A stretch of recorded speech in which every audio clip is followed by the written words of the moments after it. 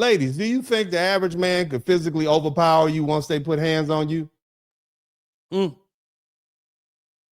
Because, see, that's what the jury is going to consider. Did she act reasonably? Those facts matter because physical threat isn't just about whether somebody had a gun or knife.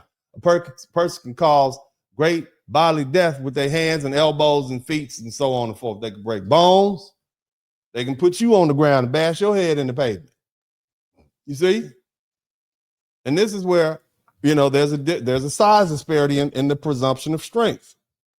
And this is where people have been trying to compare this to the Carmelo Anthony case. We're going through everything today. You hear me? We're going to talk about it all. I'm going to get it out. I'm going to get it all out for you. Now, a big to-do was made about the fact this Carmelo Anthony case because Austin Metcalf was bigger. And the jury clearly understood that. Austin Metcalf was about 6'1", 210 pounds. Carmelo Anthony was about 5'11", 163 pounds. This is what the stats say. Okay. Now, some people are trying to embellish. Oh, no, he was 5'2", 105 pounds. You mean he was trying to get a football scholarship? He was playing free safety in Texas at how big, y'all? 130 pounds? It's possible, but I'm just saying. But the bottom line is they wanted that size difference to carry the whole self-defense argument.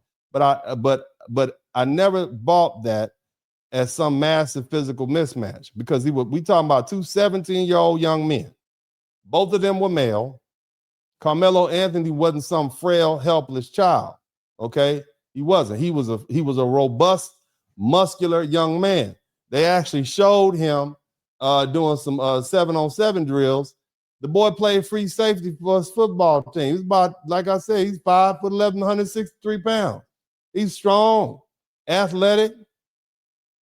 He's still capable. He's still a young man with male strength and speed and physical ability. So even if Austin Metcalf was bigger, a rational jury could still look at these two boys and say, these are two 17-year-old males. One of them might be a little bigger, but they're not worlds apart. And that's a very different analysis from a small woman facing an adult man in a parking lot. Okay? And that distinction people need to understand. When you're dealing with two teenage boys, even one is a little heavier, the jury may still see two young males who are both physically capable. One may have a little size advantage, but the other still has the strength, muscle, athleticism, and fighting ability of a young man. And that's why size difference alone didn't automatically make Carmelo Anthony justified in using deadly force. That's what the jury thought. That's why they convicted him. Okay? Now, when you're dealing with a woman in a man analysis, let me let y'all, I have judge friends. Some of my really good friends are judges. Let me tell you what happens. When you bring your behind down to the courthouse as a man and you say, well, she hit me first, and then you hit her back, the judge is going to say, well, I get the fact that you hit her back, but because you're a man and you're stronger and you're bigger, the proportion of force that you used was disproportionate because you're a man and she's a woman. That's what the judge is going to say. So we're going to go ahead and sit you down for 5 to 15 years for domestic violence. Case dismissed. And if you say, but judge, she hit me first. She had done it before. You should have left it in. My hands are bound. I'm going to follow the law. And then you're going to go to jail. And many men who've been down to the domestic violence court know exactly what I'm talking about. When she calls up the police on you and say, well, he hit me, even if she hit you first, you're going to jail. Somebody type, go to jail in the chat room. Somebody type, because go to jail. And the thing is about domestic violence, because of the cops are not going to allow you to stay there. Somebody's going to jail, and more likely than not, it's going to be you, because what they don't want to happen is for something else to pop off, and then the news reports get hold of it and say, yeah, man, there was like 3 domestic calls to this house, and the police didn't do anything. And then we end up with a body. And now they look bad, the prosecutors look bad, and people don't get reelected and they don't get their bonuses. You see how that works? That's pretty easy to understand, right? So they have to arrest you. They have to put you in jail. And when you go in front of the judge, you're going to say the force is disproportionate. That's the difference between men and women in the law. I don't care what Ketanji Brown says. She don't know what a woman is. I know what a woman is. The police know what a woman is. And the judge knows what a woman is. Now, a woman on average is at a natural physical disadvantage in a violent confrontation with a man. That's not politics. That's just physical reality. Men generally have more upper body strength, more muscle mass, greater grip strength, greater punching power, greater ability to physically overpower women in close quarters.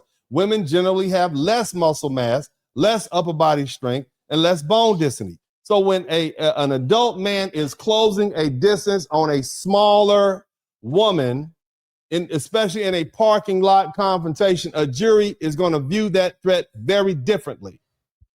That doesn't mean every man is automatically a deadly threat, but it does mean a jury can properly consider the physical imbalance when deciding whether her fear was reasonable. Now, if you talk about Carmelo Anthony, people wanted the jury to treat him like he was, 5'11", 5'3", 120 pounds. And, but at the end of the day, the jury said, no, that's a 17-year-old free safety, and he's not helpless against that 6'1", 210-pound, 17-year-old linebacker. That's not a very powerful argument, and the jury agreed. And that's not the same thing as a woman being confronted by a bigger man, a stronger man, a larger man. Okay, that's not it. His physicality and capability will allow him to overpower her. That's the case difference. If this was a woman backing away, and if she warned him to stop and kept coming, and he saw the firearm and still continued, then the fact that she was a woman facing a man becomes important. Because, see, if it was two women out there and one woman pulled a gun on another woman, she would have been arrested. We don't even understand why you did it. Just another brawl at Walmart, two women fighting, but that's not what happened. It was a man and a woman. Men, be mindful of that. But again, that's exactly what the defense is going to argue. You understand? Is that clear? The defense is basically going to say, they're going to put that directly in front of the jury. They would show photographs, measurements, video stills. They would show how big this man was. They would pull his driver's license, show how tall he was, how much he weighed. The ladies and gentlemen, she didn't have the luxury of standing there and hoping he wouldn't put hands on her. She wasn't even evenly matched. She wasn't looking at another woman the same size as her. She was looking at an angry man. Angry. Because she took a parking spot that he believed belonged to him, coming towards her, wouldn't leave her alone. And if he had closed that distance, the situation could change in 1 second. That's what the defense lawyer is going to say. Of course, the state is going to say size, if the state, I would argue, if I was arguing for the state, I would say the physical disparity alone doesn't authorize deadly force. That's not what the law says. I would say she might have been smaller and he may have been male, but that doesn't answer the legal question. Was he actually about to attack her? Right? Yeah, he might have been close and distant. How close was she? Right? He wasn't reaching for her. He wasn't lunging for her. He wasn't making threats that we know of. He didn't grab a gun. He didn't stop advancing. So was deadly force immediately necessary at the moment she fired? That's the best argument. That's all they got. Okay? But again, in this particular case, because we talk about a woman, gender matters. The perceptions of strength matters. The ability to physically overpower someone matters. But none of that decides the case alone. It's just one part of the totality of the circumstance.